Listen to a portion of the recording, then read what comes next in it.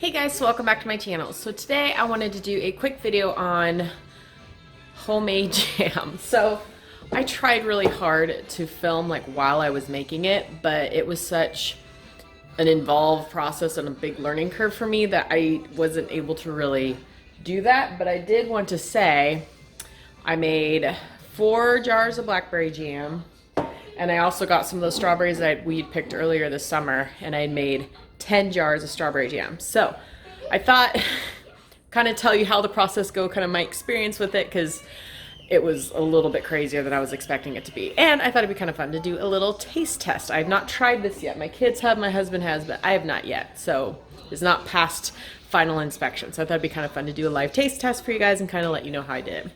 So first of all, the freezer jam recipes, there's kind of 2 different versions, it seems. The first version is you can do it without cooking. It's like a no-cook freezer jam.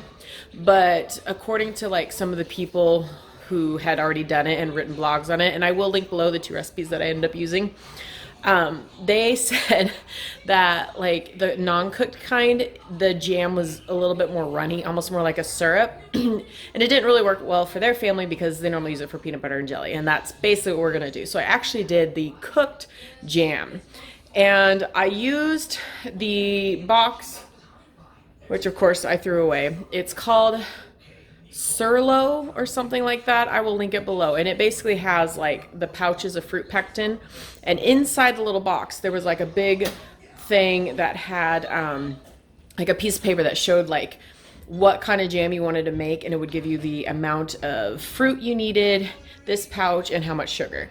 Some of these recipes called for like 7 cups of sugar. The strawberry recipe was like a ton of sugar, so I feel like it's gonna be probably super duper sweet.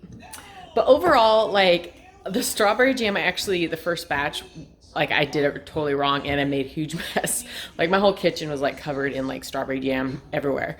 So I ended up having to throw that batch out. So I ended up getting, doing a second run, and that's what I have here. It looks like it turned out a little bit better than the first batch.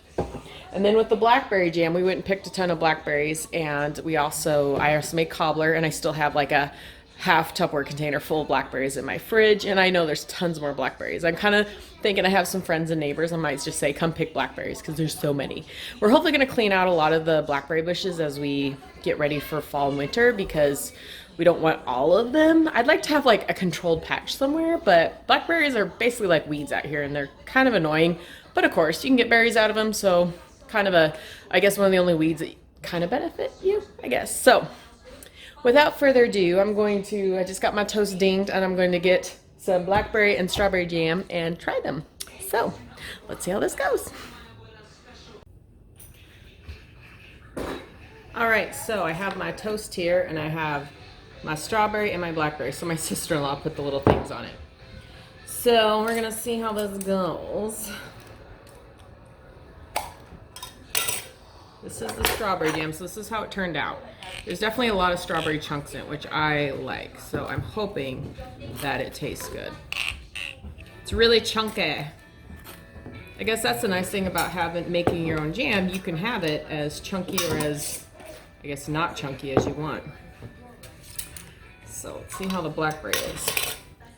That's what the blackberry looks like. They are still a little bit, I guess, runnier than I was expecting. But I think that's just going to be how homemade jam is going to be, because they're just a little bit on the runny side, but that's okay. So, starting with the strawberry jam.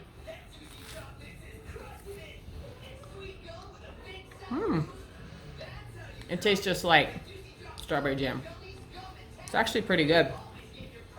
Try one more bite before I go on to the blackberry.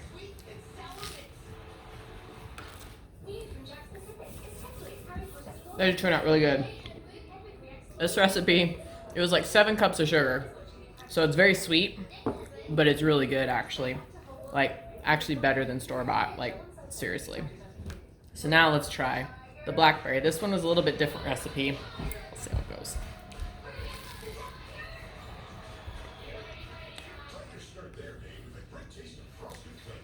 That is really good. So this recipe was a little different. It called for a tiny bit of allspice and a tiny bit of cinnamon, and you can taste it. but just enough to like make it delicious. It's really good. Oh man. I would say my first attempt at making jam was a success. So, overall, after the first kind of failure, it went actually pretty quick. I did have a friend helping me, so I would have somebody help you maybe your first time. But I would say it was, it took a little while, but I would say just the jam making part, maybe an hour. And that's filling all the jars and everything. And this is really good jam. So I split the bounty with my sister-in-law because she helped. So she got 5 strawberry jars and 4 blackberry, and I have the same. And I'm pretty sure that like this is going to be the only jam I'm going to eat from here on out. So overall, I think homemade jam way better than store-bought. And it really wasn't that difficult to make. I mean, it wasn't like amazingly easy either. It took a little bit of a learning curve for me, but it's worth it. Totally worth it. So that was a lot of fun. Give me guys a thumbs up if you like this, and thank you guys so much for watching. I'll see y'all next time.